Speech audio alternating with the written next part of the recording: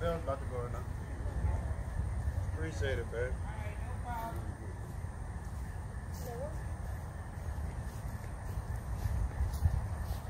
I put out a video about 100% predator proofing your garden or your chicken cage from the little four-legged creatures that like to dig. So we got a good perimeter around the outside, but what I was procrastinating on was actually putting a cover over the top. I looked at videos. Where I got this particular idea from, about 3 years ago, I watched Survival HT. She's a channel here in Louisiana, actually. And I'm not gonna do it exactly how she did it, but I actually got the 50 by 50 Avery netting, which is one of her ideas. And that's what I'm gonna do today. I'm gonna try to tweak it a little bit because I don't wanna do a lot of digging. I do have one huge 4x4 post that I'm gonna put exactly in the middle of the cage. And Bells has some good, that's nylon, right? Twisted anchor line. Yeah, so I got, it's kind of like you use this line for anchoring boats. Yeah, so they use it for like anchoring boats or holding boats to the pier. So it should hold up a little bit longer in the weather out here with the wind and the rain if it's actually used on boat docks. So I got that, and you can see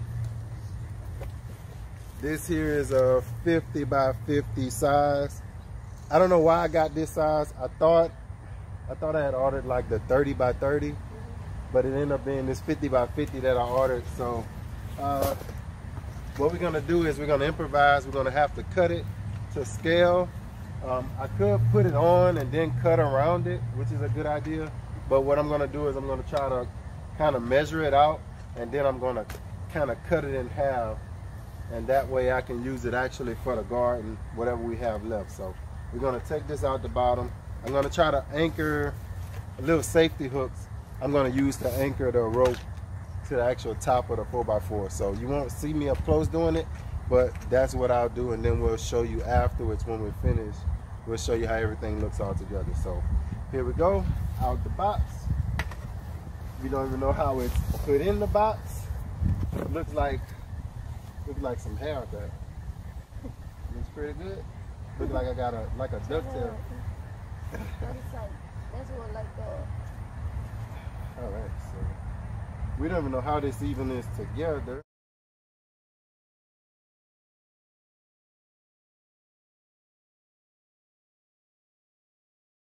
Look at that. Look at that.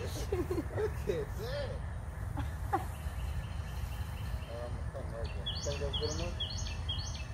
Yeah.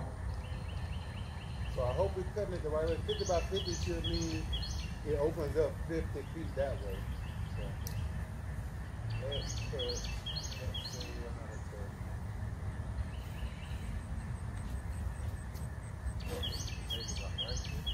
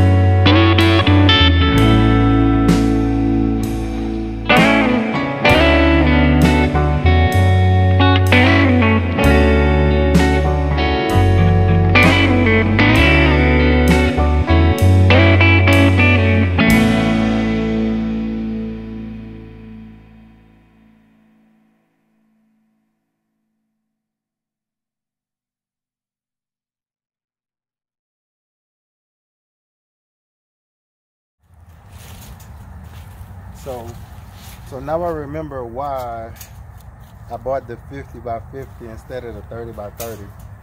And one thing is, sometimes when you order stuff, you don't know if it's true to size, like they say, because you don't know where it's coming from, and they really don't care once you get it.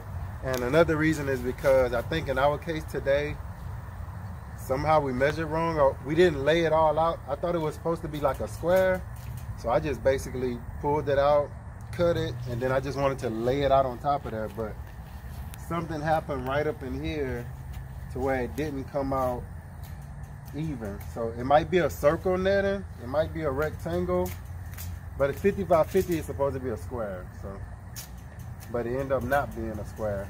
Still good. It wasn't that much more to get the 50 by 50. Probably about 10 or 15 more dollars to get the 50 by 50 instead of the 30 by 30. But I'm gonna show you. We're gonna go inside. So now we got all this netting left over, and out here we can always use netting. For some reason, we get a lot of these pests. I want to chase it. Stop, dude. I'm thirsty. So, more deer netting, bird netting. It's just that kind of netting, just really, really grabby. So, I'm hoping we don't catch any birds. I'm hoping to keep this tight enough, which is why I've been pulling on this. And what I'll do is eventually I'll come out and I'll try to tighten this as much as I can. So when the birds come, and they'll land on it and not get caught up in it, because if you leave it too sagging, when they land on it, they'll get kind of, I guess, tied up in it, and that's not what you want. So I just want them to be able to swoop down, land, see they can't get in, and then they'll take off. So you can come in, and that's another reason why you saw me putting the zip ties. I actually put them on these braces up here. And that was to give it something to anchor to keep the netting high, so that way I can walk in here. I was trying to grow the bananas in here, so I'm gonna see how it does, whether or not I might not be able to grow the bananas. I might have to go to something else to grow in here. I might have to go more of the berries or something like that, because of the protection. I would have to really, really loosen it up in order to be able to let that banana, you know, push out. There is a way that maybe that banana can grow up and grow through that netting, or I can cut just a little hole around that netting, but I don't think I want to do that.